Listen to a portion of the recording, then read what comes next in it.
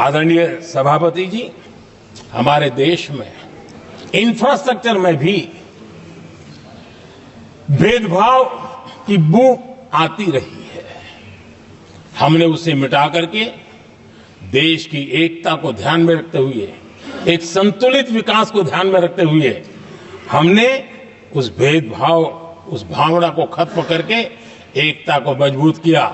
हमने north east हो या जम्मू कश्मीर हो, हिमालय की गोद के इलाके हो या रेगिस्तान के सटे हुए इलाके हो, हमने पूरी तरह इंफ्रास्ट्रक्चर को एक सामर्थ्य देने का प्रयास किया है ताकि एकता के भाव को अभाव में से कारण कोई दूरी पैदा न हो, उसमें से बदलने का हमने काम किया। आदरणीय सभापति जी, युग बदल चुका है और हम नहीं चाहते हैं कि डिजिटल के क्षेत्र में हैव्स एंड हैव्स नॉट की स्थिति बन जाए। देश के लिए समान रूप से, और इसलिए दुनिया के अंदर बड़े गर्व के साथ हम कहते हैं कि भारत का जो डिजिटल इंडिया की जो सक्सेस स्टोरी है, उसका एक कारण है हमने टेक्नोलॉजी को डेमोक्रेटाइज करने का प्रयास किया है और उसी का भाग है ये हमारे संविधान निर्माताओं ने हमें दिशा दिखाई है कि हमने ऑप्टिकल फाइबर हिंदुस्तान की हर पंचायतों तक ले जाने का प्रयास किया है ताकि भारत की एकता को मजबूती देने में हमें ताकत मिले। आदरणीय सभापति जी, हमारा संविधान की अपेक्षा है एकता की और इसी को ध्यान में रखते हुए हमने मातृभाषा के महात्म्य को स्वीकारा है।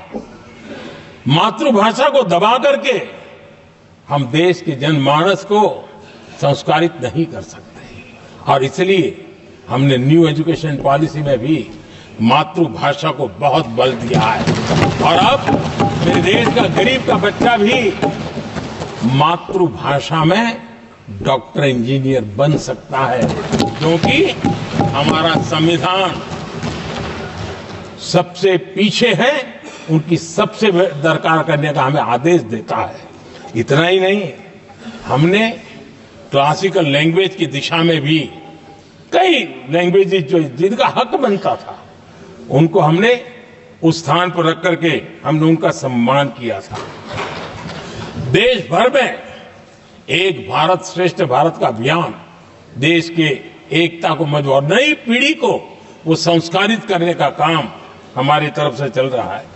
आदरणीय सभापति जी, काशी तमिल संगमम और तेलुगु काशी संगमम ये आज एक बहुत बड़ा इंस्टीट्यूशनलाइज हुआ है और समाज के निकटता को मजबूती देने का एक सांस्कृतिक प्रयास भी हमारा चलता रहा है क्योंकि उसका कारण यही है कि संविधान की मूल धारा में भारत की एकता का महात्म्य स्वीकार किया गया है और उसको हमें बल देना चाहिए। आदरणीय सभापति जी, संविधान के आज 75 वर्ष हो रहे हैं, लेकिन हमारे यहां तो 25 वर्ष का भी महत्व होता है, 50 वर्ष का भी महत्व होता है, 60 साल का भी महत्व होता है। जरा हम इतिहास की तरफ नजर करें कि संविधान यात्रा के इन महत्वपूर्ण पड़ाव का क्या हुआ था। जब देश संविधान के 25 वर्ष पूरे कर रहा था, उसी समय हमारे देश में संविधान को नोच लिया गया, इमरजेंसी आपातकाल लाया गया।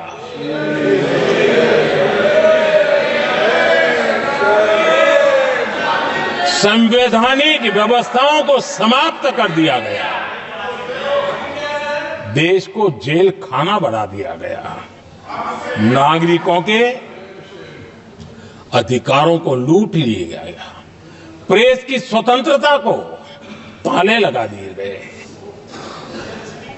और कांग्रेस के माथे पर ये जो पाप है ना, वो कभी भी धुलने वाला नहीं है, कभी भी धुलने वाला। यह सिर्फ हिंदुस्तान, दुनिया में जब जब लोकतंत्र की चर्चा होगी, कांग्रेस के माथे का ये पाप कभी धुलने वाला नहीं है क्योंकि लोकतंत्र का गला घोंट दिया गया था। भारत के संविधान निर्माताओं की तपस्या को मिट्टी में मिलाने की कोशिश की गई थी। आदरणीय सभापति जी, जब 50 साल हुए तब क्या भुला दिया गया था? जी नहीं, अटल बिहारी वाजपेयी जी की सरकार थी और 26 नवंबर को 2000 देश भर में संविधान का 50वां वर्ष मनाया गया था। अटल बिहारी वाजपेयी जी ने प्रधानमंत्री के नाते राष्ट्र को एक विशेष संदेश दिया था। एकता, जनभागीदारी, साझेदारी, उसके महत्व पर बल देते हुए उन्होंने संविधान की भावना को जीने का प्रयास किया था, जनता को जगाने का भी प्रयास किया था। और अध्यक्ष जी, जब देश संविधान का 50 वर्ष मना रहा था और जब 50 वर्ष की पूर्णाहुति हुई तो ये मेरा भी सौभाग्य था कि मुझे भी संविधान की प्रक्रिया से मुख्यमंत्री बनने का अवसर मिल गया और मैं जब मुख्यमंत्री था उसी कार्यकाल में संविधान के 60 साल हुए और तब मैंने तय किया था मुख्यमंत्री के नाते कि हम गुजरात में संविधान के 60 साल मनाएंगे। और इतिहास में पहली बार ऐसा हुआ है जब संविधान के ग्रंथ को हाथी पर बनाई हुई अंबाड़ी में रखा गया उस विशेष व्यवस्था में रखा गया। हाथी पर संविधान की यात्रा निकल, संविधान गौरव यात्रा निकाली गई और राज्य का मुख्यमंत्री उस संविधान के नीचे हाथी के बगल में पैदल चल रहा था और देश को संविधान का महत्व समझाने का सांकेतिक प्रयास कर रहा था। ये सौभाग्य भी मुझे प्राप्त हुआ था क्योंकि हमारे लिए संविधान का महत्व क्या है। और आज 75 साल हुए हमें अवसर मिला और मुझे याद है जब मैंने लोकसभा के पुराने सदन के अंदर जब 26 नवंबर को संविधान दिवस मनाने की बात कही थी तब एक वरिष्ठ नेता ने सामने से आवाज उठाई थी कि 26 जनवरी तो है, 26 नवंबर की क्या जरूरत है। क्या भावना घर कर गई थी, ये बहुत पुरानी बात नहीं है। इसी सदन में मेरे सामने हुआ था। लेकिन आदरणीय सभापति जी, मेरे लिए खुशी की बात है कि इस विशेष सत्र में अच्छा होता संविधान की शक्ति, संविधान की विविधताओं पर चर्चा होती, नई पीढ़ी को काम आता। लेकिन हर एक की अपनी अपनी मजबूरियां होती है, हर कोई अपना दुख किसी न किसी रूप में प्रकट करता रहता है। कईयों ने अपनी विफलताओं का दुख प्रकट किया है। अच्छा होता दलगत भावनाओं से उठ करके देश हित में संविधान की चर्चा हुई होती तो समृद्धि मिलती अनेक देश की नई पीढ़ी को। आदरणीय सभापति जी, मैं तो संविधान के प्रति विशेष आदर का भाव व्यक्त करना चाहूंगा कि संविधान की भावना थी कि मेरे जैसे अनेक लोग जो यहां पहुंच नहीं पाते, ये संविधान था जिसके कारण हम पहुंच पाए। क्योंकि हमारा कोई बैकग्राउंड नहीं था, हम यहां तक कैसे आते हैं? ये संविधान का सामर्थ्य था, जनता जनार्दन के आशीर्वाद थे। इतना बड़ा दायित्व, और मेरे जैसे बहुत लोग यहां भी जिनका ऐसा कोई बैकग्राउंड नहीं है, यही एक सामान्य परिवार से आए हैं और आज संविधान ने हमें यहां तक पहुंचाया है। और ये भी कितना बड़ा सौभाग्य है कि हमें देश ने इतना स्नेह दिया, एक बार नहीं, 2 बार नहीं, 3 बार। ये हमारे संविधान के बिना संभव नहीं था। आदरणीय सभापति जी,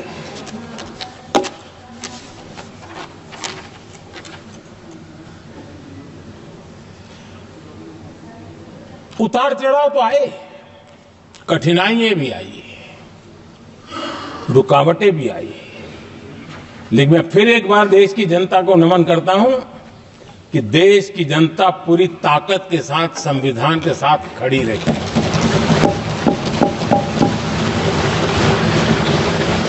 आदरणीय सभापति जी, मैं आज यहां किसी की व्यक्तिगत आलोचना करना नहीं चाहता हूं, लेकिन तथ्यों को देश के सामने रखना जरूरी है और इसलिए मैं तथ्यों को रखना चाहता हूं।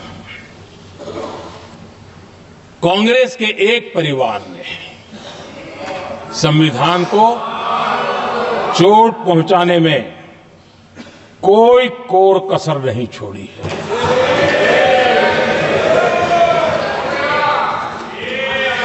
और मैं इसलिए एक परिवार का उल्लेख करता हूं कि 75 साल की हमारी यात्रा में 55 साल एक ही परिवार ने राज किया है। इसलिए देश को क्या क्या हुआ है ये जानने का अधिकार है और इस परिवार के कुविचार, कुरीति, कुनीति, इसकी परंपरा निरंतर चल रही है। हर स्तर पर इस परिवार ने संविधान को चुनौती दी। आदरणीय सभापति जी, 1947 टू 1952 इस देश में इलेक्टेड गवर्नमेंट नहीं थी। एक अस्थाई व्यवस्था थी, एक सिलेक्टेड सरकार थी और चुनाव नहीं हुए थे और जब तक चुनाव न हो तब तक एक इंटरिम व्यवस्था के रूप में कोई खाका खड़ा करना चाहिए, किया गया था। 1952 के पहले राज्यसभा का भी गठन नहीं हुआ था, राज्यों में भी कोई चुनाव नहीं थे, जनता का कोई आदेश नहीं था। उसके बावजूद भी और अभी तो संविधान निर्माताओं ने इतना मंथन करके संविधान बनाया था। 1951 में जबकि चुनी हुई सरकार नहीं थी, उन्होंने ऑर्डिनेंस करके संविधान को बदला और किया क्या? अभिव्यक्ति की आजादी पर हमला कर दिया गया।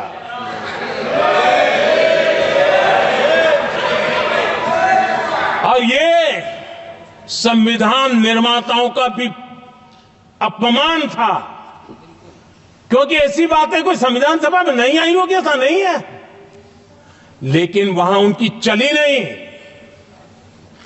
तो बाद में जैसे ही मौका मिला, उन्होंने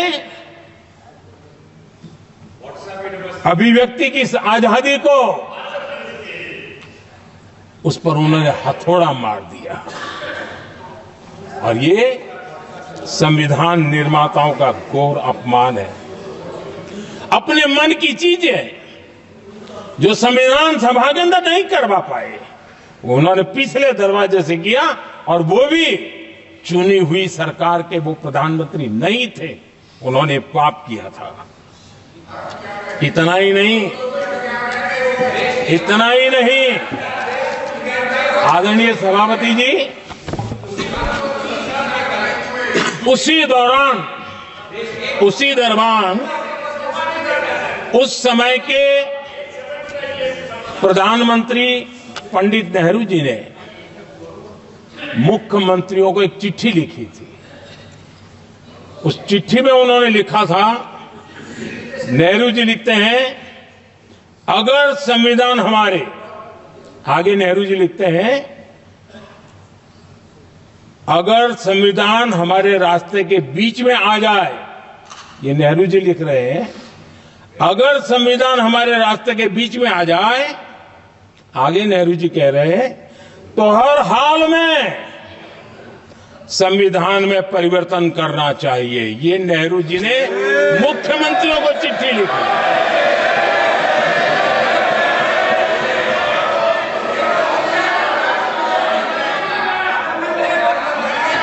और आदरणीय सभापति जी, ये भी देखिए 1951 में ये पाप किया गया, लेकिन देश चुप नहीं था। उस समय राष्ट्रपति डॉक्टर राजेंद्र प्रसाद जी ने चेताया ये गलत हो रहा है। उस समय स्पीकर पद पर बैठे हुए हमारे स्पीकर महोदय ने भी पंडित जी को कहा गलत कर रहे हो। इतना ही नहीं, आचार्य कृपलानी जी, जयप्रकाश नारायण जैसे महान कांग्रेसी लोगों ने भी पंडित नेहरू ने कहा कि ये रोको, लेकिन पंडित जी का अपना संविधान चलता था और इसलिए उन्होंने इतने वरिष्ठ महानुभावों की सलाह मानी नहीं और उसे भी उन्होंने दरकिनार कर दिया।